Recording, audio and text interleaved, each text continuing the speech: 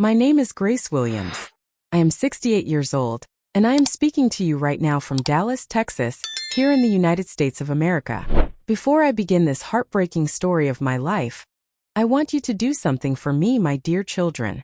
Please subscribe to this channel, like this video, and click on the notification button, so that you will not miss the many shocking and life-changing stories that I will be sharing with you. Also, tell me in the comment section which part of the country you are watching from, because I want to know where my voice is reaching. Now listen carefully, because what I am about to tell you is not a tale of fiction. It is my real life, the story of how my soul was broken and how I struggled to rise again. It all began on my matrimonial bed, the very place where I was supposed to be safe, honored, and cherished. That night, 3 powerful chiefs, men who were respected by the whole community, entered my room. At first, I thought they came to bless my marriage, but their eyes burned with something darker. Before I could scream, they pinned me down. I shouted, I kicked, I begged for mercy, but their hands were strong like iron. One of them pressed a cloth against my mouth, another tied my wrists with rope, and the third struck me across the face so hard that I saw stars. They mocked me as they tore the symbols of my marriage away. On that bed, my bed, the bed I had shared with my husband, they inflicted pain on me. Their fists rained down on me, their weight crushed me, and I screamed so loud that the whole compound must have heard. But no one came. My voice broke, my strength failed, and at last I passed out, sinking into a dark, endless night. When I woke up hours later, I was lying in silence. My body trembled with weakness, and the chiefs were gone. But the betrayal was carved into my soul forever. Dear children, that was the night my life shattered into pieces. But how did I get there? Why did those men my family trusted, men who were called protectors of our land, choose to destroy me in such a cruel way? To understand it, you must hear the beginning of my story. I was just a simple girl from a humble home. My father was a farmer who tilled the land with his bare hands, and my mother sold fruits in the village market. We didn't have much, but we had love. I grew up running barefoot in the fields, laughing with my sisters, and helping my mother carry baskets of oranges. Life was simple then, though not without its struggles. We often went to bed hungry, but at least we had peace. Things began to change when I was 16. My beauty started to draw attention. Everywhere I went, eyes followed me. Some said my smile could melt even the coldest heart. My parents warned me to be careful. Grace, my mother would say, beauty is a gift, but it is also a danger. Protect yourself, child. At the time, I didn't understand her words fully. But later, those words would come back to haunt me. One day, 3 chiefs from neighboring towns came to visit our family. They were old, wealthy, and feared by many. They arrived with long staffs, heavy robes, and servants who carried gifts. Their arrival caused a stir in the whole village. Nobody expected such powerful men to step into our little compound. My father welcomed them with trembling hands, bowing low as tradition demanded. The chiefs looked at me with strange eyes, whispering among themselves. I felt their stares crawl over my skin, and I shivered though the sun was hot that day. Later that evening, my father told me something that would change my life forever. Grace, he said, his voice low and uneasy, the chiefs have chosen you. They say you will bring honor to our family. They want you to marry into their circle. My heart sank. I didn't want this. I was just a young girl with dreams of my own, dreams of love, of freedom, of happiness. But in our culture then, a daughter's choice was rarely considered. My tears fell silently that night as the weight of my destiny pressed down on me. At first, I thought my parents would protect me, but instead, they insisted that I must accept the chief's proposal. They believed that wealth and power would shield our family from poverty. I felt trapped, like a bird caught in a cage. Little did I know, that decision would one day lead me to that night of horror on my matrimonial bed. And just as I was beginning to adjust to this new reality, something happened that shook the foundation of my world. One morning, I overheard a conversation between the chiefs that revealed their darkest secret. A secret that would soon drag me into a nightmare I could never have imagined. Children, remember what I told you before. Please subscribe to this channel, like this video, and click on the notification bell so you don't miss any of the shocking stories that are yet to come. Also, let me know in the comments where you are watching from, because I want to know how far my voice is reaching. Now let me take you back to the morning when my world began to tilt into darkness. It was early, the air still damp with dew, when I went to fetch water from the clay pot outside the chief's quarters. I was careful with my steps, not wanting to disturb anyone. But as I reached the door, voices drifted out. The chiefs were inside, speaking in hushed tones, their words heavy like thunderclouds. I froze, curiosity holding me still. "We must perform the ritual on her," one said, his tone sharp. "Yes," another agreed. "The girl's spirit is strong. If we don't break it, she could rise against us in the future. She must never know her true purpose," the third added, his voice cold. My hands trembled, and the pot nearly slipped from my grasp. I didn't fully understand what they meant, but I knew their words carried danger. A ritual? Breaking my spirit? My purpose? Fear crept into my chest like a shadow. I quietly tiptoed away, but those words carved themselves deep into my memory. From that day, every smile the chiefs gave me felt like a mask hiding something sinister. I began to notice the way they looked at me, not as a daughter-in-law but as prey. First, life seemed normal enough. The chiefs continued to shower my family with gifts. Bags of rice, goats, and fine clothes. My parents walked with pride in the village, believing they had secured a better future for us. But inside me, storms were brewing. I felt like a lamb being fattened for slaughter. One afternoon, I gathered courage and asked my mother, "Mama, do you trust these chiefs? Do you believe they mean well for me?" She paused, looking at me with weary eyes. "Grace, do not question blessings. Poverty is cruel. These men have lifted us. Endure, my child. Endure." Her words cut me deeper than any knife. Endure. That meant I had no choice. Days turned into weeks, and soon preparations for my marriage began. The chiefs insisted it be done in their traditional way. Drums echoed across the village. Dancers performed in the square, and the air smelled of roasted meat and palm wine. From the outside, it looked like a grand celebration. But in my heart, it felt like a funeral. When the marriage rites were completed, I was led into a chamber prepared with a large bed draped in red and white cloth. Women sang outside, their voices filled with joy, but mine was filled with dread. I tried to smile, but my soul was trembling. That was the night the chiefs first revealed their cruelty. They came not as protectors, not as husbands, but as hunters. And though I cried for help, no one came. Their power was absolute, their shadows long. I will never forget the sound of their laughter as they forced me down. My screams pierced the air, but the drumming outside drowned them. My heart shattered into pieces. When my strength failed, darkness claimed me. When I awoke, I was sore and broken, lying alone. I tried to sit up, but my body betrayed me. Tears rolled down my face as I whispered to myself, "Why me, Lord? Why me?" But my nightmare had only just begun. Because the next morning, when I thought the chiefs would hide their shame, they did something that left me speechless. They paraded me before the village. The sun rose bright and merciless, as though mocking my pain. My body ached, every muscle screaming with the memory of the chiefs' violence. I thought they would try to cover their cruelty, that they would at least allow me to hide in silence. But instead, they came for me with heavy hands and cold eyes. "Get up," one of them barked. 2 guards dragged me out of the chamber. My legs wobbled, and I could barely walk, but they pulled me forward like a goat being led to slaughter. As we stepped into the village square, the sight before me froze my heart. The whole village was gathered. Women, men, children, elders. Everyone was there waiting. Drums thundered. Dancers spun in circles. The people expected a celebration, a display of love and blessing. Instead, the chiefs dragged me forward and threw me onto the ground before them. "This is our new bride," the eldest chief announced, his voice booming across the crowd. "She belongs to us. From this day forward, her body, her spirit, her life are tied to the will of the council." The villagers clapped, cheered, and ululated. To them, it was an honor.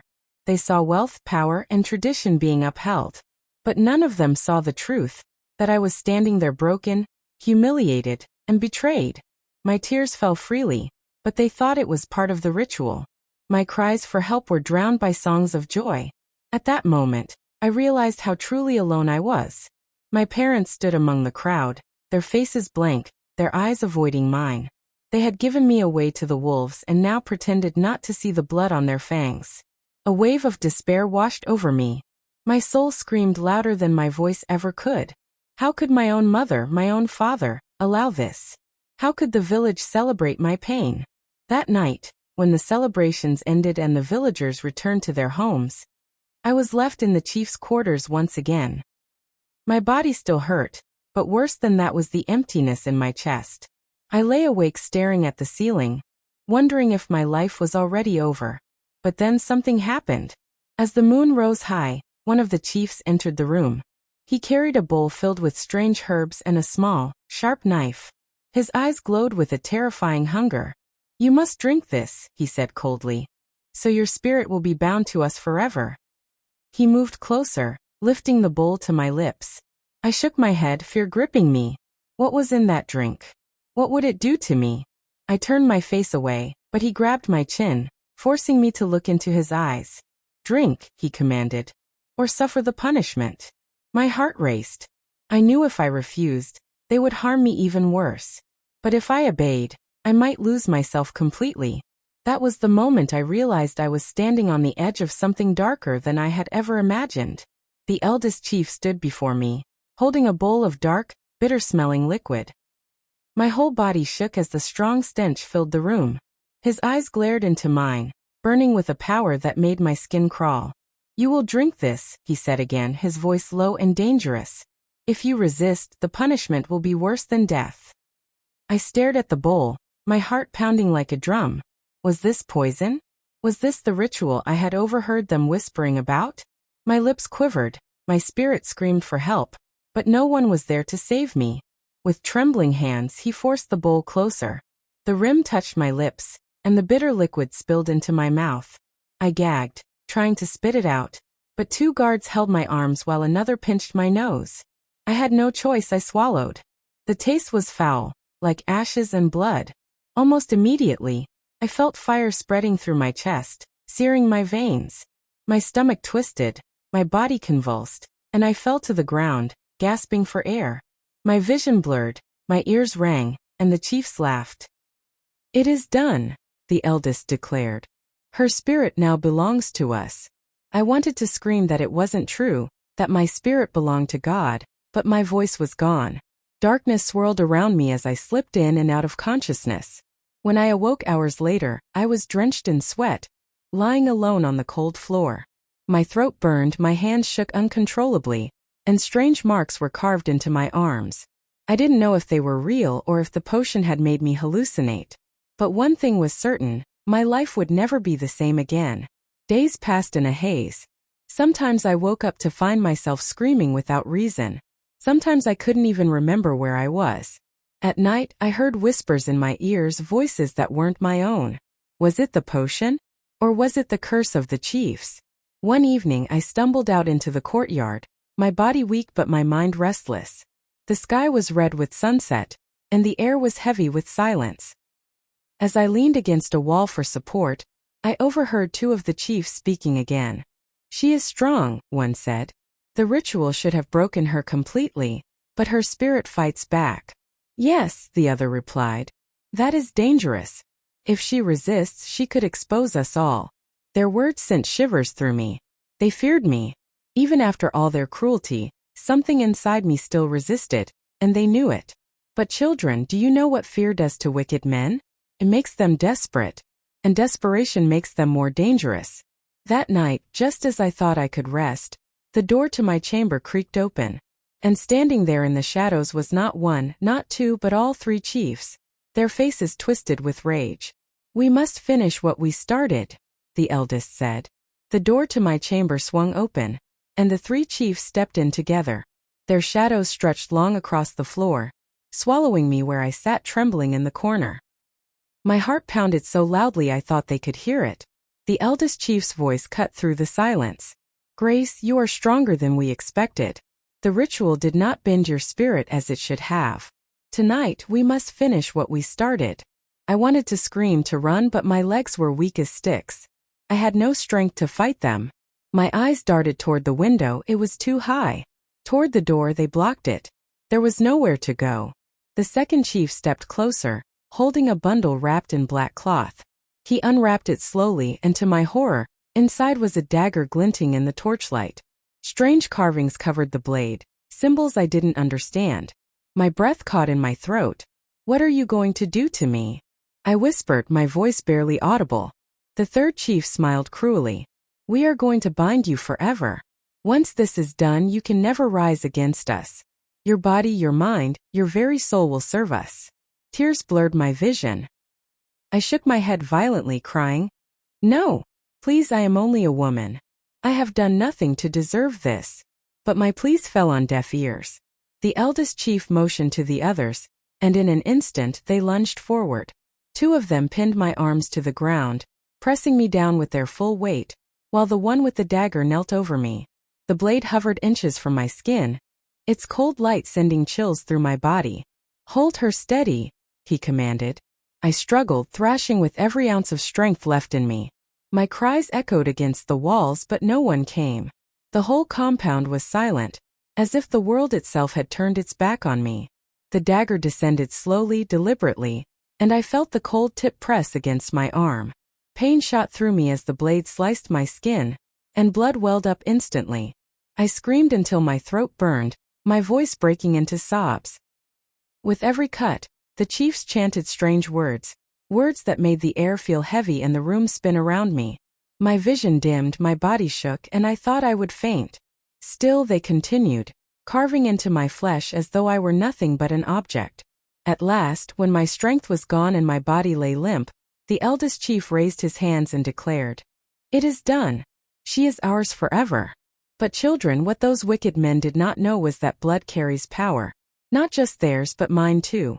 And in that moment, as my blood touched the floor, something shifted inside me. A voice rose deep within, whispering, "You will not remain their prisoner forever." I held on to that whisper like a lifeline. But before I could understand what it meant, the chiefs did something that pushed me past the edge of fear into the pit of despair. They lifted me up from the ground, bleeding and broken, and dragged me out of the chamber.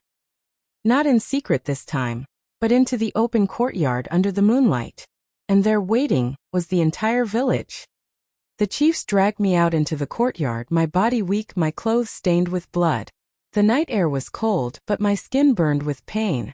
The moon hung high in the sky, casting its silver light over the gathered crowd. Yes, the whole village was there. Men, women, children, elders, all standing in a circle waiting. Torches flickered, drums rumbled softly, and whispers filled the air. Everyone had been summoned to witness something, though none of them knew the truth of what had been done to me.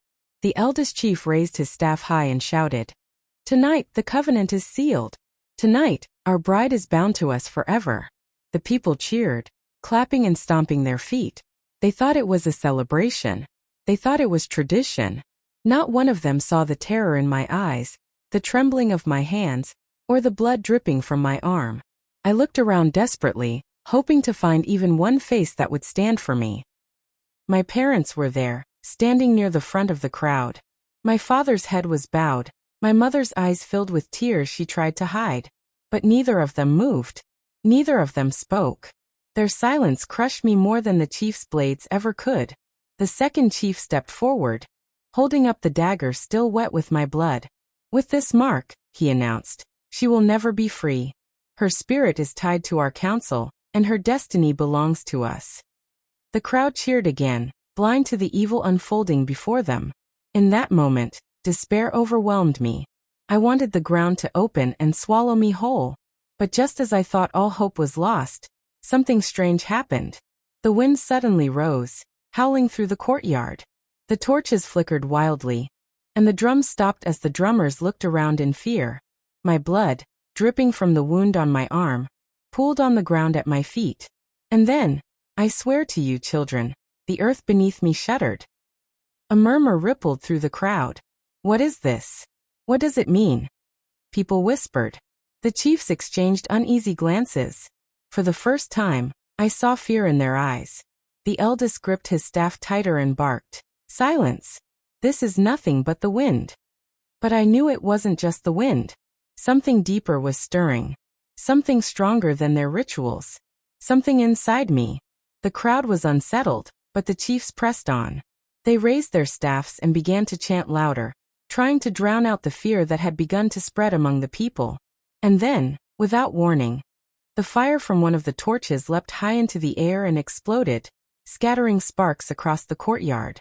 People screamed and stumbled back. The chiefs froze, their chants faltering. And in that moment of chaos, I felt it.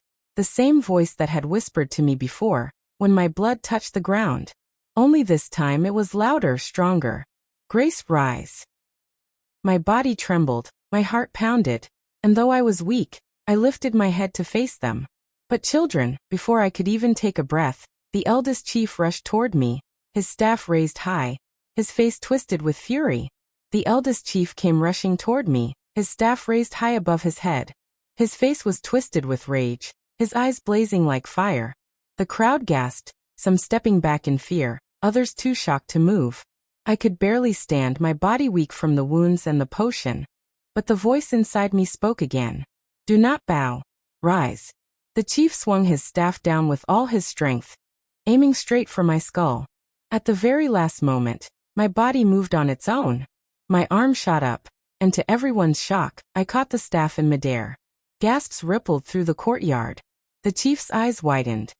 He tried to yank the staff away, but my grip held firm, as though some hidden strength had awakened inside me. A shiver ran through the crowd, and whispers spread like wildfire. She stopped him. How is that possible? What power is this? My own heart was racing, and I couldn't believe what I had done. But before I could even think, the second chief rushed forward. He raised the dagger, still stained with my blood, and thrust it toward me. I twisted away, the blade grazing my shoulder. And in that moment, the torch flames roared higher, as if the fire itself was answering me. The villagers shrieked and covered their faces, some dropping to the ground. The chiefs shouted angrily, trying to control the situation. This is a trick. She must be silenced. But their voices trembled. For the first time, they weren't the hunters. They were the ones afraid. I felt the strength inside me grow, filling my veins like lightning. My fear turned into defiance, and though I was bleeding and weak, I stood taller. My voice cracked as I shouted, I am not yours. My spirit belongs to God alone. The words thundered through the courtyard, louder than the drums, louder than the chanting. The villagers stared at me with wide eyes. Some looked fearful, others in awe. The third chief, furious, pointed at me and bellowed, Enough! End her life now before the people turn against us. And before I could react, he leapt forward, pulling a hidden chain from his robe. With one swift movement, he flung it around my neck and yanked it tight. Children, in that moment, the world went black. I clawed at the chain, gasping for air as my strength drained away. The chiefs surrounded me, pulling tighter, their faces twisted with desperation. The villagers screamed, torn between fear of the chiefs and pity for me. Some shouted for them to stop, but none dared to step forward. My vision blurred, my chest burned, and my knees buckled. I thought it was the end.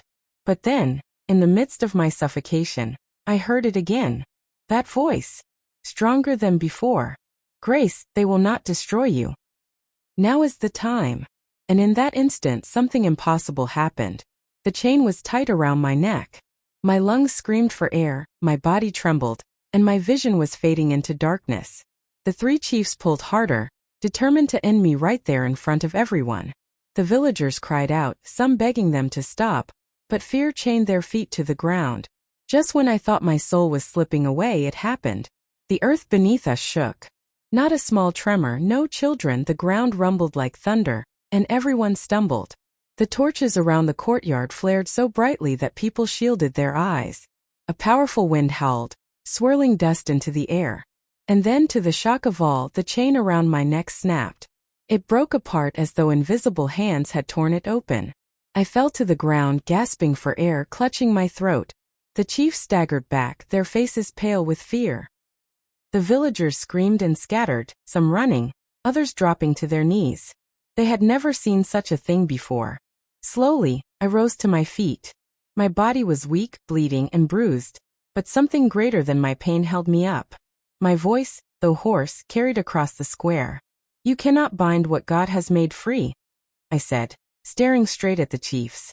The eldest chief's hand shook as he raised his staff again. She is cursed.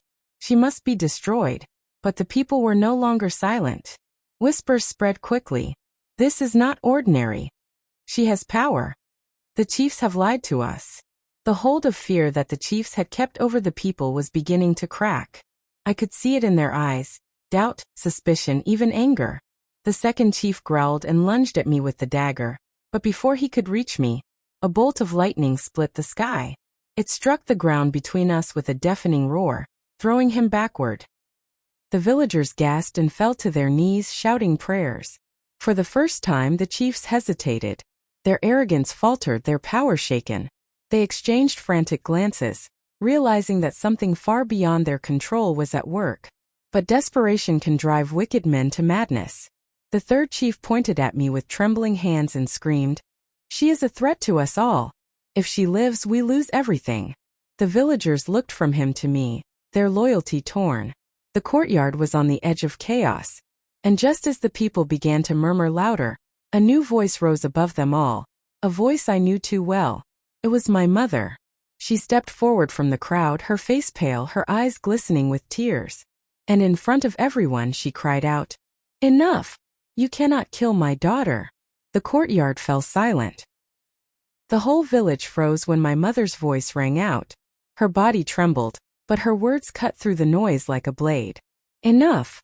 You cannot kill my daughter." Gasps erupted from the crowd. Never before had anyone dared to speak against the chiefs in public.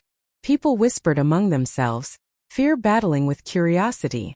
The eldest chief's face darkened. He pointed his staff at my mother and thundered, "Silence, woman! Do you dare defy us?" But Mama did not move back. She stepped forward instead, her hands clenched into fists, her eyes burning with a fire I had never seen in her before. "You claim to be protectors of this land, but all you do is destroy. You have taken my child, you have defiled our traditions, and you think no one can challenge you. Tonight I say no more." The villagers gasped again, louder this time. Some nodded in agreement, emboldened by her courage. Others looked terrified, as if her words alone might summon punishment from the chiefs. My father stood beside her, his face pale, sweat dripping down his forehead.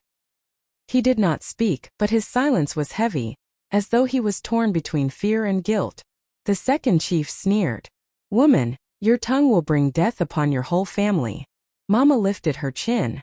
"Then let death come. I would rather die speaking truth than live in silence while you destroy us all." Her voice shook, but her words carried power. For the first time in my life, I saw the crowd begin to stir. Murmurs turned into voices, and voices turned into shouts. "She is right," someone cried. "The chiefs are evil," another yelled. "They used her blood for their wickedness." The crowd grew restless, people moving closer, their eyes burning with anger. The chiefs looked around, their control slipping like sand through their fingers. Desperation twisted the eldest chief's face. He raised his staff high and roared, "If we cannot rule by respect, then we will rule by fear." He slammed the staff into the ground, and instantly, the earth shook again. A wave of force rippled through the courtyard, knocking villagers to the ground. Children screamed, women clutched their babies, men shouted in panic. And then something horrifying happened. From the ground around the chiefs, dark smoke began to rise. It twisted and coiled, taking shapes that looked almost human but not quite. Their eyes glowed red, and their mouths opened with shrill, unnatural cries. The villagers screamed in terror. The chiefs stood tall, their fear hidden behind pride. "Behold our power," the eldest thundered. "This is why you must obey us." The smoke creatures turned toward the crowd, advancing slowly. Panic erupted as people stumbled over each other, trying to flee. I watched in horror, my body weak but my heart fierce. My mother clung to me, whispering, "Grace, do not give up. Whatever is inside you is stronger than them. You must fight." Her words struck me like lightning. And then, the voice inside me rose again, louder than ever before. "Grace, now stand, and claim what is yours." My body trembled as warmth spread through me, filling my veins with strength I didn't understand. My wounds still bled, but I could feel something greater rising. And in front of everyone, I took one shaky step forward. The chiefs saw me move and their eyes widened. "No," the eldest shouted. "Stop her." The smoke creatures turned their red eyes toward me, screeching as they advanced. Children, that was the moment I realized. This battle was no longer only about my body. It was about my soul. The creatures of smoke and fire moved closer, their red eyes glowing like burning coal. Their twisted forms hissed and screeched, clawing the air as though they hungered for flesh. The villagers cried out in terror, stumbling and falling over one another as they tried to escape. Some clutched their children and ran into the darkness.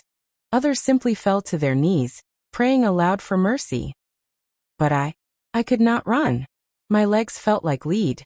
Yet my spirit would not let me bow. My heart pounded like a drum. Fear clawed at my chest. But the voice inside me refused to stay silent. "Stand, Grace. Do not fear the shadows. They cannot consume light." My lips trembled, but I repeated those words out loud. "They cannot consume light." The creatures shrieked, their movements growing faster, as though my words burned their ears. They rushed toward me, their smoke trailing like black wings. The villagers screamed, believing I was about to be torn apart. Even my mother cried out, "No, Grace. Don't." But I did not move back. I spread my arms wide, though my body shook. Suddenly, a warmth exploded from my chest. Not like fire, but like the glow of the morning sun. A light burst forth, so bright that the entire courtyard lit up as though day had come in the middle of the night. The smoke creatures screamed, clawing at the light, but one by one, they dissolved into nothingness, their forms vanishing like mist before the rising sun. Silence fell. The villagers stared at me with wide eyes, their mouths open. Some dropped their weapons and covered their faces, unable to look at me. Others whispered, their voices trembling, "She carries power. This is not of the chiefs. She has been chosen." The three chiefs staggered backward. The eldest's face twisted with hatred. "Impossible," he spat. "No woman, no child could carry this." The second chief's hand shook as he held his dagger. "She is cursed. She will destroy us all." The third chief looked at me with fear, his voice breaking. "She is stronger than we thought. We must end her tonight, or we are finished." My heart pounded as I realized the truth. The chiefs were afraid. For the first time, they did not stand like unshaken mountains. They trembled like dry leaves in a storm. But that fear made them more dangerous. The eldest chief raised his staff again, shouting words in a language the villagers did not understand. The ground split open at his feet, and flames shot upward, circling around him like a crown of fire. His eyes glowed, his voice echoing with power. "You will not defeat us, child," he roared. "If light is your weapon, then we will drown you in darkness." The villagers scattered again, terrified. Some screamed that the gods themselves had come down to fight. My mother tried to run to me, but my father pulled her back, his face torn with terror and guilt. And then the fire leapt from the staff, racing toward me like a river of flame. Children, the world seemed to freeze in that moment. I could hear nothing but my heartbeat, feel nothing but the heat rushing toward me. The river of fire roared toward me, its heat so fierce that the villagers who stood far behind cried out and shielded their faces. The flames hissed and cracked, burning everything in their path. For a moment, it felt like the entire night sky had been set ablaze. I could have run. I could have screamed. I could have begged for mercy. But I did none of those things. Instead, I planted my feet into the ground, raised my trembling hands and whispered, "If there is light in me, then let it rise." And it did. The glow that had burst from me before returned. But this time it was stronger, fiercer, brighter than anything I had ever felt. It poured out of me like a great wave, colliding with the river of fire in a blinding explosion of sparks. The flames hissed and broke apart, scattering into the air until nothing but smoke remained. The villagers screamed again, not in fear this time, but in awe. Many dropped to their knees, crying out, "She has power greater than the chiefs." The eldest chief stumbled back, his staff shaking in his hand. His eyes widened, filled with disbelief and rage. "No, this cannot be. She is only a girl." The second chief shouted, "She will undo everything we have built." The third, his voice shaking, said, "We must retreat and gather our strength. She is not ordinary." But the eldest slammed his staff to the ground. Never! She must be destroyed now, or she will destroy us all. The villagers, hearing his words, no longer cowered as they once did. Some began to shout back. No more blood. You chiefs have lied to us. Leave her alone. For the first time, the people were no longer united in fear. They were divided, some still trembling under the chief's threats, but others rising with courage, standing for me. And then in the midst of the chaos, I heard it. My father's voice. It cut through the noise, raw and trembling. He stepped forward, his face pale, sweat dripping from his brow, and cried out, "Stop! Stop this madness!" The villagers turned to him, shocked. The chiefs froze, their eyes narrowing. My mother clutched her chest, tears streaming down her face. My father's voice shook as he continued, I cannot stay silent anymore. The chiefs did not rise by the power of the gods. They rose by blood. My daughter's blood. And I was part of it. Gasps filled the air. The villagers turned on each other in disbelief. My heart clenched as his words struck me like arrows. The chiefs roared in fury, "Traitor!" But my father fell to his knees, covering his face. "Forgive me, Grace, forgive me." The crowd erupted in shouts, some furious, others confused, many demanding answers. The chiefs looked cornered, their authority unraveling before their eyes. Desperation twisted their faces. And then the eldest chief screamed, raising his staff high. The flames that had died out roared back, swirling into a massive firestorm that lit up the entire night sky. Children, the earth shook under my feet, the air burned my skin, and I knew this was no ordinary fire. It was the fire of destruction, and it was coming straight for me. The sky itself seemed to burn. The firestorm rose high above the trees, swirling like a hurricane made of flames. Its roar was louder than thunder, and the heat pressed against my skin so fiercely that I felt like I was standing inside an oven. The villagers screamed, running in every direction. Some threw themselves flat on the ground, others carried their children and fled into the forest. The chiefs laughed, their voices echoing like monsters. "See!" the eldest chief shouted. "None can stand against us." His staff pulsed with fire, feeding the storm as it grew bigger and bigger. The second chief clapped his hands, chanting words in their dark tongue, and the fire twisted like a serpent ready to strike. I stood in the middle of the courtyard, frozen for a moment. My body trembled, my throat was dry, and sweat poured down my face. I had light within me, yes, but could it stand against a storm that seemed to swallow the whole sky? Behind me, I heard my mother's voice, desperate and broken. "Grace, run. Please, my daughter, run." And then my father's voice, still on his knees. "Grace, don't give in. You carry what they fear most. You are not meant to run." His words pierced me. I clenched my fists. My legs wanted to give way, but my heart refused to bow. So I lifted my head, staring into the wall of fire that raced toward me. "Light," I whispered. "If you are truly in me, then rise." The firestorm roared, collapsing inward like a giant beast pouncing to devour me whole. The villagers cried out, believing I would vanish in its flames. But then it happened. The glow inside me exploded again, fiercer than ever before. My body became like a vessel of the sun. The light burst out in every direction, wrapping around me like armor. The flames hit the light, and for a moment the world froze. Then came the sound, not of fire consuming flesh, but of fire breaking apart. Boom. The firestorm split in two, scattering into the sky like ashes carried by the wind. The night was filled with glowing embers raining down, harmless and beautiful, like stars falling from heaven. The villagers gasped in disbelief. Some fell to their knees crying. Others shouted in joy.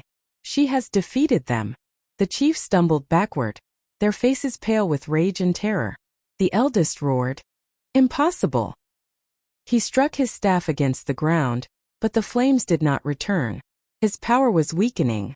The second chief hissed, "If fire cannot kill her, then we will drown her in blood." The third chief nodded, his trembling hands pulling out a dagger that shimmered in the firelight. And then, before anyone could move, the second and third chiefs rushed at me together, their weapons raised high. Children, their eyes glowed with madness, their screams filled with desperation. The villagers shouted in panic. My mother tried to run to me, but strong arms held her back. My father's voice broke with fear. And me? I stood still, the light still burning within me, waiting for the moment they struck. The second and third chiefs charged at me like wild beasts, their weapons gleaming under the moonlight. The second chief raised a heavy spear, its point aimed at my chest. The third carried a dagger curved like the fang of a serpent. Their cries echoed through the courtyard, filling every heart with dread.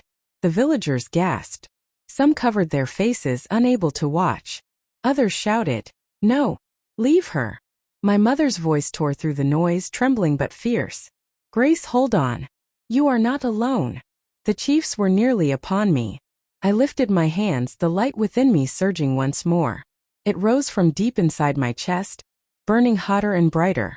My eyes closed as I whispered, "Shield me," and in that instant a barrier of pure light burst forth, wrapping around me like a dome. The spear struck it first. Clang! The metal shattered on contact, splintering into useless pieces. The second chief stumbled back, his eyes wide with shock. The third chief's dagger followed, slamming into the shield. The curved blade hissed and glowed red before snapping in half. The chief screamed in pain as the broken weapon burned his hand. He dropped it and fell to his knees, clutching his fingers. The villagers erupted in cries of awe. "The chiefs are powerless. She is protected. This is a sign from above." The second chief roared in frustration, grabbing a rock from the ground and hurling it at me. But the shield repelled it easily, sending the stone flying back until it struck him across the forehead. Blood poured down his face, and he fell backward, dazed. The third chief, still clutching his burnt hand, stared at me with pure hatred. "You will not destroy us," he spat, his voice trembling. The eldest chief, who had been standing apart, watching, finally stepped forward. His face was twisted with fury, his staff trembling in his hands. "Fools!" he shouted at the other two. "You cannot fight her with weapons. This girl must be crushed by the power of shadows themselves." He raised his staff high, and the ground shook. From the earth came a low, rumbling sound, like a drumbeat rising from the depths. The villagers clung to one another, fear gripping them once again. Suddenly, a black fissure split open in the ground before the chiefs.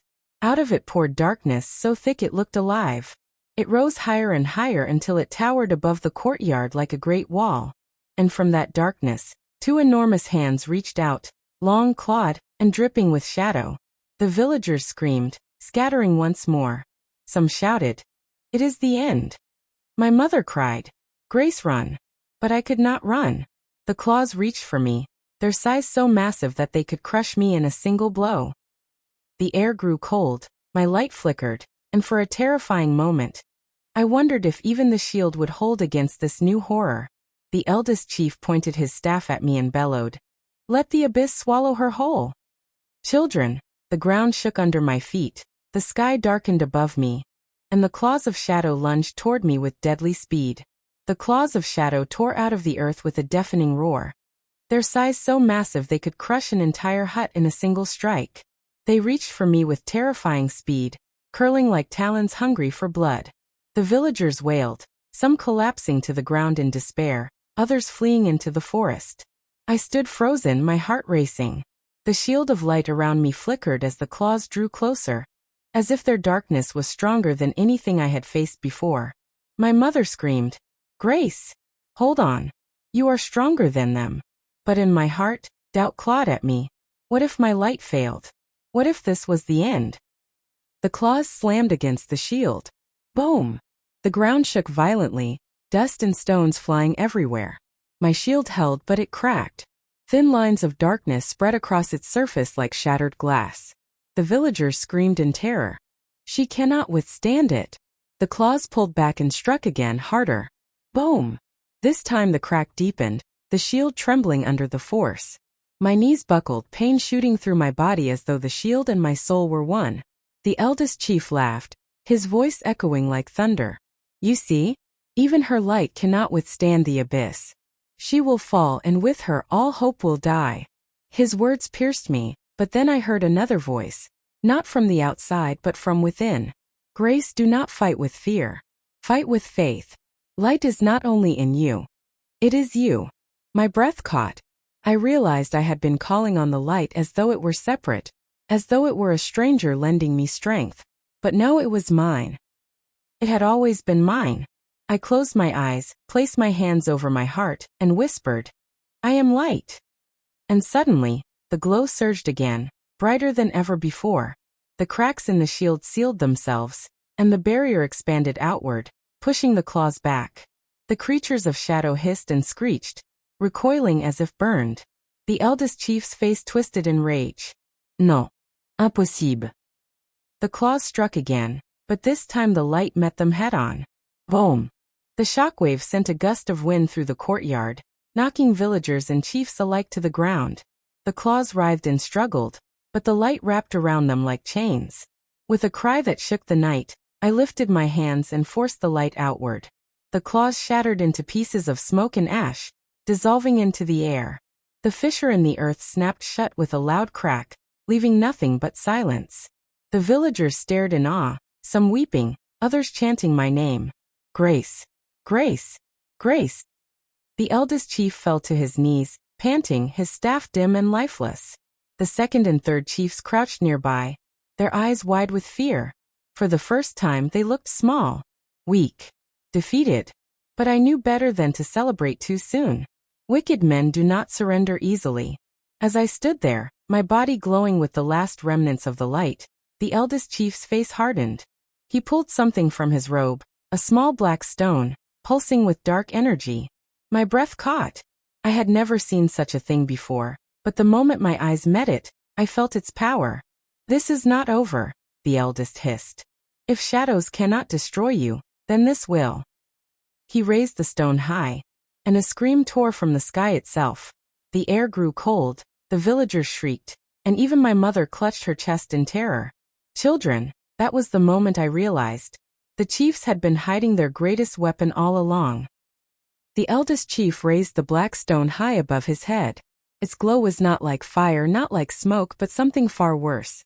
It pulsed with a sickly darkness, as though it carried the screams of the dead inside it. The air grew heavy, pressing down on our chests. Children cried, women wailed, and even the strongest men fell to their knees. The second chief whispered in fear, "Brother, do not use it. That stone is forbidden." But the eldest snarled, "Silence. If this girl lives, all we have built is lost. I will use whatever power it takes to end her." The third chief trembled, but his eyes gleamed with greed. "Then unleash it. Let the world see our true strength." The stone pulsed again, and the sky darkened as though the moon itself had been swallowed. The villagers clung to each other, whispering prayers. My mother clutched her chest, sobbing, "Grace, don't let it touch you. Don't let it." And then it began. The stone released a wave of energy that swept through the courtyard. Every torch went out at once, plunging us into darkness. The air grew so cold that frost crept across the ground. The villagers shivered, their breaths coming out like mist. But the worst was yet to come. Shadows crawled from the ground, twisting into monstrous forms. Unlike the smoke creatures from before, these shadows had weight, substance. Their bodies were made of black stone and ash, their eyes glowing white. They snarled and hissed, marching toward me like soldiers of the abyss. The eldest chief pointed at me, his voice booming, "Destroy her." The creatures charged, their footsteps shaking the earth. I raised my hands, summoning the light, but this time it flickered. The glow was weak, as though the darkness from the stone was eating it from within. My chest tightened, my breath caught, and fear clawed at my heart. "Grace," my mother cried, "don't give up. You are stronger than this." But doubt whispered in my ear. What if she was wrong? What if this was the end? The first creature leapt at me, claws outstretched. I barely managed to throw up a shield, but the impact sent me crashing to the ground. Pain shot through my side, blood filling my mouth. The villagers screamed as more creatures closed in. The eldest chief laughed, his voice cruel and triumphant. "Yes, the stone consumes her. Soon her light will be gone forever." I tried to rise, but my body was weak. The creatures circled me, snarling, their shadows pressing closer. My shield cracked again, and I felt the light within me dimming. And then, in that moment of despair, I heard a voice I never expected. It was my grandmother's voice. Though she had been gone for years, her words rose inside me, clear and strong. Child, the light is not yours alone. It flows from every soul that believes in you. Call on them. My eyes snapped open. I looked at the villagers. Terrified, broken, but watching me with hope flickering in their eyes. My mother's trembling hands pressed together in prayer. Even my father, still kneeling in shame, looked up at me with tears. And I realized the light was not only in me, it was in all of us. I staggered to my feet, raising my hands high. People of this village, I cried, my voice breaking but strong. If you want to be free, if you want to break their hold forever, give me your faith. Lend me your hearts, your voices, your courage. The villagers stared in silence for a moment, and then one by one they began to shout. We believe in you. Grace, fight. You carry our hope. Their voices rose louder and louder, until the entire courtyard shook with their cries. And with every shout, I felt the light within me grow stronger. The cracks in my shield sealed themselves, the pain in my chest faded, and a blinding glow surged outward. The shadow creatures hissed and stumbled back, shielding their faces. The eldest chief's eyes widened in horror. No. The stone is losing power. Children, the air filled with light so bright it turned night into day. And then the black stone began to crack. The black stone trembled in the eldest chief's hand. Cracks spiderwebbed across its surface, glowing with fiery light from within. His eyes bulged with terror. No, no, this cannot be happening. The villagers' voices rose higher, their faith pouring into me like a rushing river. I felt stronger, taller, brighter, not just myself, but the spirit of every soul who had suffered at the hands of these chiefs. My arms glowed, my heart thundered, and the darkness that had weighed on me began to melt away. The stone cracked again, a deafening sound that echoed through the night. A piece of its surface shattered, falling to the ground and bursting into dust. The second chief screamed, Brother, drop it. The stone will consume you. But the eldest chief clutched it tighter, his face twisted in madness. Never. I will not be defeated by a child. The shadows he had summoned shrieked in pain, their forms crumbling as my light grew brighter. One by one, they dissolved into smoke, until only the three chiefs remained, and they were trembling. I stepped forward, my voice steady. Your reign ends tonight. The villagers gasped, their eyes wide, but no one moved. They were frozen between fear and hope. The eldest chief roared, lifting the stone high. If I fall, I will take you all with me. The stone pulsed violently, the cracks widening. A horrible sound rose from it. Not just noise, but screams. Thousands of voices cried out from within, as though the souls trapped inside the stone were clawing to be free. The ground split open, flames shooting upward. The air burned hot, and the villagers staggered back in terror. My mother screamed, Grace! The stone will explode. I clenched my fists, summoning the light one last time. My body shook from the power coursing through me. But I knew what had to be done. Then I will end it. I shouted. I leapt into the air, raising both hands toward the stone. Light streamed from me, striking it with blinding force. The chiefs cried out, shielding their eyes, but it was too late. The stone shattered. The explosion shook the earth, throwing everyone to the ground. A pillar of light shot into the sky, piercing the heavens. For a moment, night turned to day, and silence swept across the land. When the light faded, I opened my eyes slowly. The courtyard was in ruins. Smoke curled from the ground, ashes floated in the air, and the villagers were lying scattered, groaning as they rose. But the chiefs, the second and third chiefs, lay unconscious, their bodies broken. But the eldest, he was gone. Only a smear of black ash remained where he had stood. The villagers stared in stunned silence. Then one by one, they began to cheer. She destroyed it. The chiefs are finished. We are free. They rushed toward me, some weeping, some laughing, others falling to their knees in gratitude. My mother embraced me tightly, tears streaming down her face. My child, you did it. You truly did it. But even as I held her, my heart was heavy. For though the stone was gone, I felt something strange inside me. A piece of its darkness had not vanished. Instead, it had slipped into me during the explosion. My hands trembled as a faint black mark appeared on my wrist, swirling like smoke beneath my skin. No one else noticed it, not yet. but I felt it. And in the distance, as the villagers celebrated, thunder rumbled though the skies were clear. Something was coming. The courtyard echoed with songs of joy. Men raised their voices, women clapped their hands, and children danced barefoot in the ashes.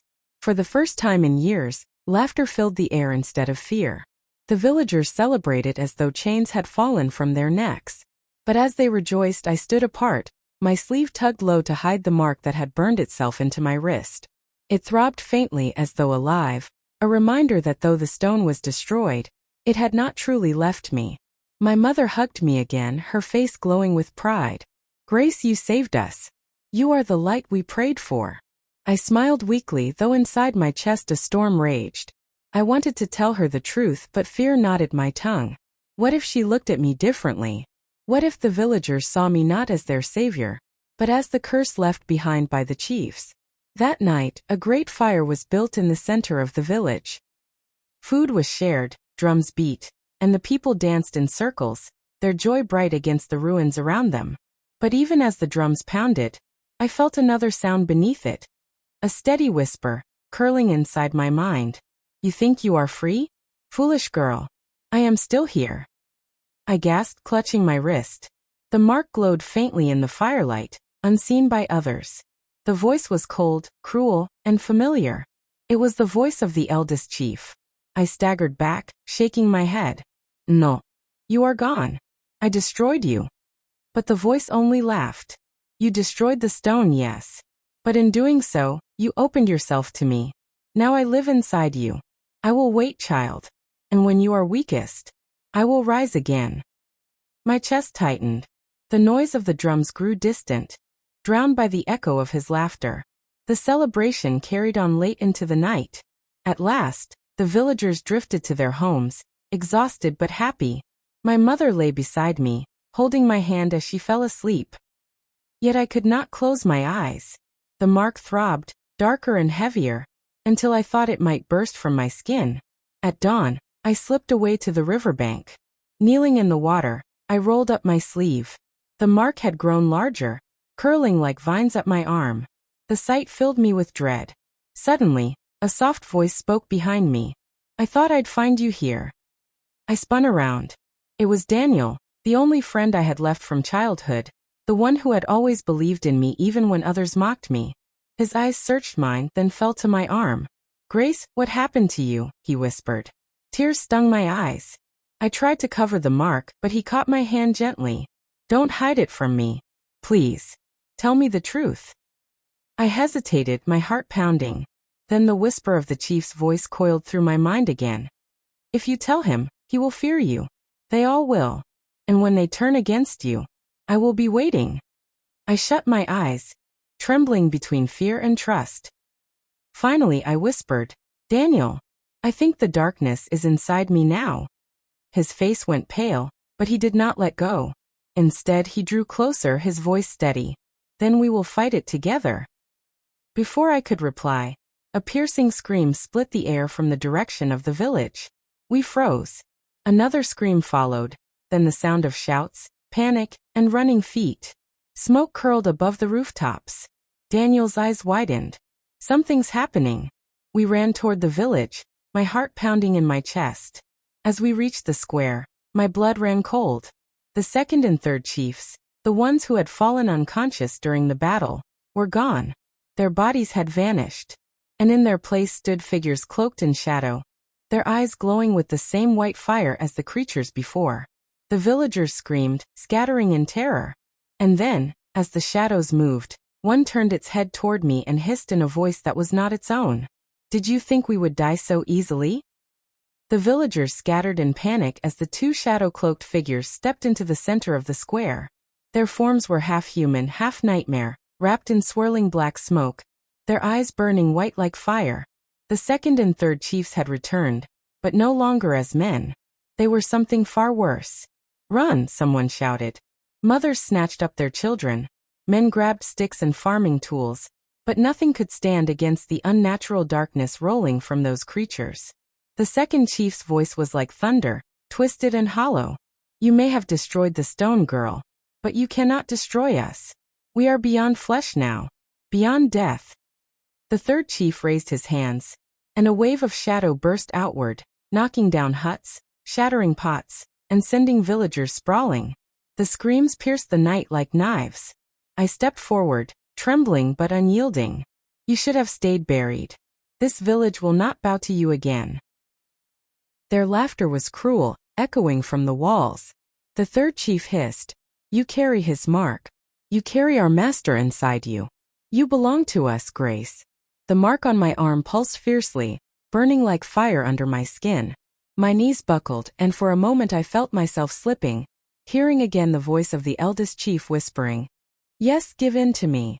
Let them see you are mine. Daniel grabbed my shoulder, pulling me upright. Fight it, Grace. Don't listen to them. I clenched my fists, summoning the light, but it flickered like a dying flame. The darkness inside me fought back, twisting, trying to choke it out. The villagers watched in horror. Some cried out, Grace, help us. Others whispered, She has the mark. Maybe she's one of them. Fear stabbed through me. Were they right? Was I becoming the very evil I had fought? The second chief raised his arm, shadows coiling around him like a whip. Bow, child, or watch them die. I forced myself to my feet, though the weight of the mark dragged at my spirit. My voice shook, but I lifted it for all to hear. I am not yours. I will never be yours. The light flared again, brighter this time, breaking through the darkness for a moment. The chiefs hissed, shielding their faces. But just as I thought I might push them back, a sudden scream rose from the crowd. My eyes whipped toward the sound, and my blood froze. The shadow whip had lashed out, and this time it had wrapped around someone. Not a stranger. Not a villager I barely knew. It was my mother. She dangled in the air, her body wrapped tight in coils of black smoke, her face contorted in pain. Her voice cracked as she called out, Grace, help me. The chiefs laughed together, their voices merging into one horrible sound. Choose, girl, the second chief taunted. Surrender yourself to us, or watch your mother perish. The mark on my arm pulsed wildly, the darkness whispering, urging me to give in. My knees shook, tears filled my eyes. My mother's life hung in the balance. The second chief's shadow whip tightened around my mother's body. Her cries of pain pierced the night, tearing through my heart like a blade. She struggled weakly, gasping for air as the darkness squeezed tighter.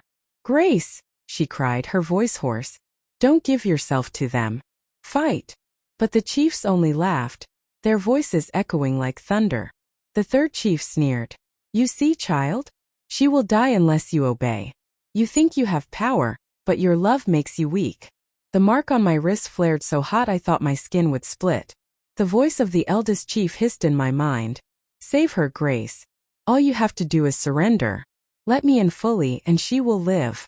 Resist me and she dies screaming. My breath came fast and shallow. My body trembled as I stared at my mother's pale face, her eyes pleading with me even as her strength faded. Daniel gripped my arm.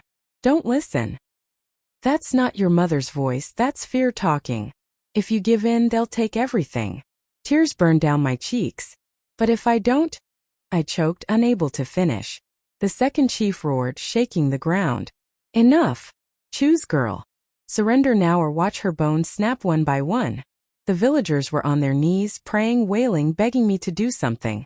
Some even cried out, Give yourself, Grace. Save her. The mark pulsed again, spreading tendrils of black up my arm toward my shoulder. My light flickered, nearly swallowed.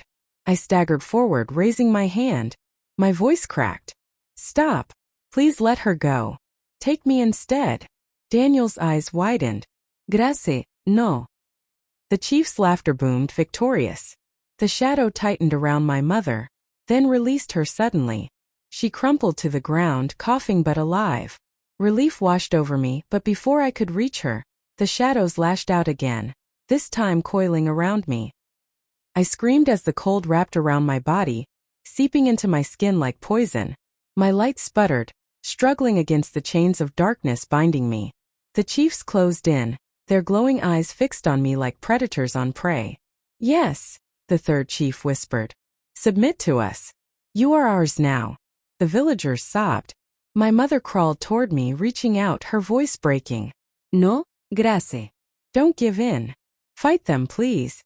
But the darkness was too strong. It pulled me down into its depths, swallowing my vision in shadows. The voice of the eldest chief thundered in my skull. At last, you are mine. My body jerked as the mark spread fully across my chest, burning into my very heart. My scream tore through the night as light and darkness clashed within me. And then silence. The villagers stared in horror as my eyes snapped open, glowing with black fire. I was no longer fully myself. When I opened my eyes, the world looked different. The moon glowed red. The villagers were cloaked in shadows, and even my mother's face seemed distant. The mark that had spread across my body pulsed like a second heartbeat, and I could feel the presence of the eldest chief whispering inside me. Yes, feel the power, Grace.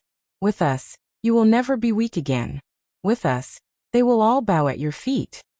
The second and third chiefs stood tall now, their twisted forms towering over the village. They smiled proud, as though they had won. The villagers trembled, unsure whether to run or stay. Some whispered, "She's one of them now." Others clung to hope, calling my name. "Grace, fight it. Come back to us." My body moved on its own, my hands rising, black fire curling around my fingers. The darkness inside me laughed, urging me to strike. And before I could resist, a blast of shadow burst from my palm, tearing across the square. The villagers screamed as huts exploded into flames, the ground cracked, and men and women stumbled injured. Children wailed, clutching their mothers. My mother staggered to her feet, tears streaking her face. "No, Grace, don't do this. Please fight it, my child." Her voice reached some hidden place inside me, but the darkness growled louder. "Ignore her. She is weak. Use her pain to grow stronger." I fell to my knees, clutching my head, torn between two voices, my mother's desperate cries and the chief's commands. My chest heaved, sweat and tears mixing as I fought to hold on to myself. Daniel ran forward, ignoring the danger. "Grace, listen to me, you are stronger than them. You carry the light of this village. Remember who you are." The chief sneered. The second chief pointed at him. "Kill him. Prove your loyalty to us." The darkness surged within me, my arm rising against my will. A spear of black flame formed in my hand, aimed straight at Daniel's chest. "No." I screamed inside, but my body trembled, frozen, trapped. Daniel didn't flinch. He looked at me, his eyes steady, his voice calm. "Do it if you must. But I know the real Grace is still inside. And I believe in her." The words cut through the fog, piercing the cage around my heart.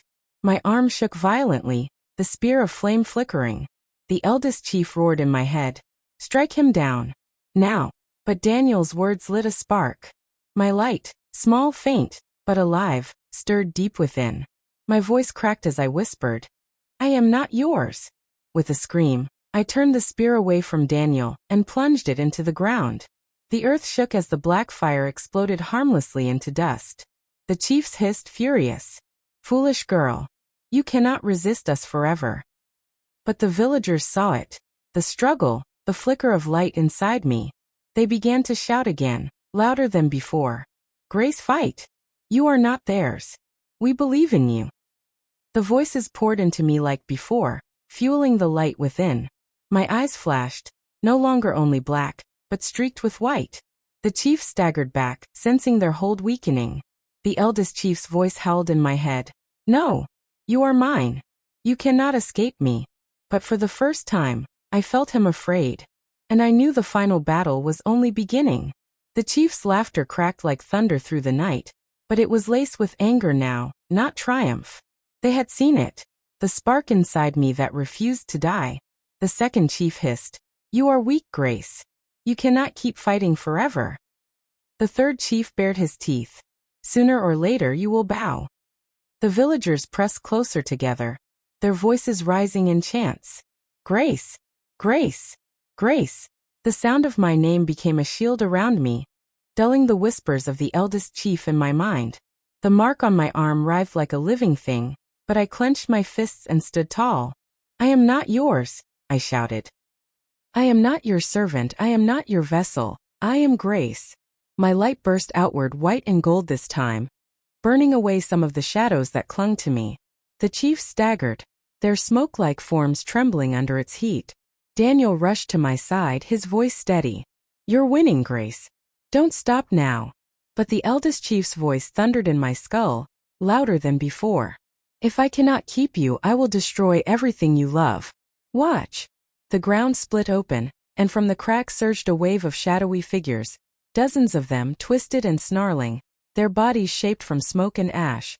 They poured into the village like a flood, tearing through huts, dragging villagers by the arms. Screams filled the air once more. The second and third chiefs raised their hands, guiding the creatures like generals of an army. "Tear it all apart. Leave nothing standing." The villagers panicked, scattering. Some tried to fight with sticks and stones, but they were no match for the shadow beasts. My mother cried out, clutching children to her chest, shielding them as best she could. Rage boiled in me, burning hotter than fear. I raised both hands, light surging from my body like a river. The creatures shrieked, recoiling, but for every one that fell, two more took its place. The mark on my chest pulsed, the eldest chief whispering, "You cannot save them all. Let me help you. Let me in, and together we can destroy them." "No." I screamed, my voice cracking. "I will fight you until my last breath." But even as I said it, my strength faltered. My knees buckled, my light flickered. The army of shadows pressed closer, surrounding me, drowning out the villagers' chants. Daniel grabbed my arm, pulling me up. "Grace, hold on." The chiefs closed in, their eyes blazing. "This is the end for you. Your light cannot burn forever." And then something happened. From the far side of the square, a horn sounded. A deep, ancient call that silenced even the shadows for a moment. The villagers gasped and turned. Through the smoke, figures emerged, cloaked in white, carrying staffs that glowed with the same light I carried within me. Their eyes were calm, their steps steady, and their voices joined in a song older than time. Daniel whispered, awestruck, Who are they?" My heart pounded as I watched them approach. The eldest chief's voice faltered in my mind, his growl turning uncertain. "No, not them. Not now." The figures lifted their staffs, and beams of light shot into the sky, piercing the shadows. The creatures screamed, writhing as their bodies turned to ash. The chiefs staggered back, shielding their faces, their forms flickering like fading fire. And for the first time, they looked afraid. The white-cloaked figures stood tall, their glowing staffs humming with ancient power. Their faces were hidden, but their presence filled the air with peace, the kind of peace I had almost forgotten. The chiefs hissed, shrinking back, their shadows shuddering under the light. The tallest of the figures raised his staff and spoke, his voice like wind in the trees. "The darkness has ruled here too long. Tonight it ends." The second chief roared, his form twisting violently. "You cannot stop us.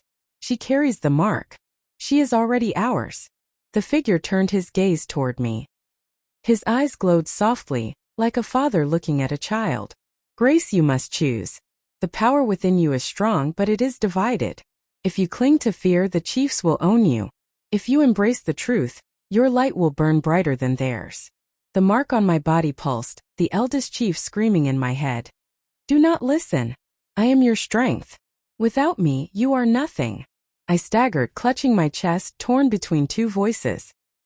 My mother cried out from the crowd, her arms stretched toward me. "Grace, you are my child. You are light. You are love. Remember who you are." Daniel's voice joined hers, firm and clear. "You don't belong to them. You belong to us.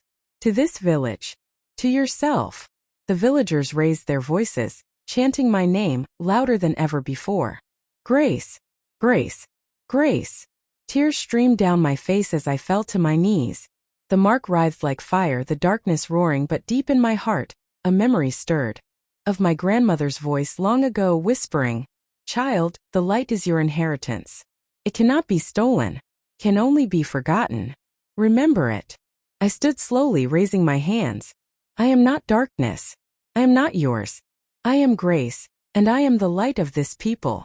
A blinding glow erupted from me, brighter than ever before. The mark screamed as it burned away, the eldest chief's voice fading into nothingness. The second and third chiefs shrieked, their forms unraveling in the storm of light. Their shadows peeled away, piece by piece, until with a final cry they vanished into smoke. The night was silent. The shadows were gone. The chiefs were no more. The villagers fell to their knees, weeping with joy. My mother ran to me, holding me so tightly I thought she would never let go. Daniel knelt beside me, smiling through tears. You did it. You won. But I shook my head gently. Not I alone. All of you, your voices, your love, your faith, that is what saved us. The light was never just mine. It belongs to us all. Darkness seems, the light within you is always stronger. Never forget that. So now at the end I ask you again. Please subscribe, like this video, and click the notification bell so you will hear my next story when it comes. And don't forget to tell me in the comments where you are watching from. Until then, may the light always be with you.